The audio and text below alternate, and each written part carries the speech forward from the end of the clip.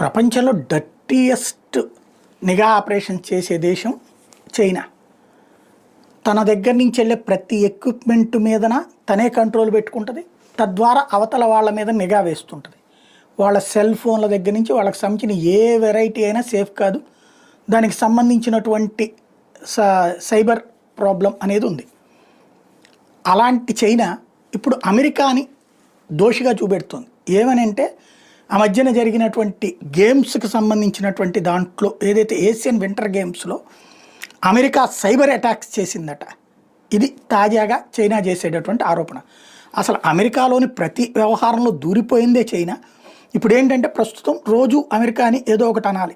తద్వారా ప్రపంచవ్యాప్తంగా ఉన్న అమెరికా వ్యతిరేకులు లేదా పెట్టుబడిదారీ విధానాన్ని విమర్శిస్తూ తాము పెట్టుబడిదారీ విధానాన్ని నడిపించేటటువంటి చైనా ప్రేమిక శక్తులు ఎవరైతే ఉంటారో లేదా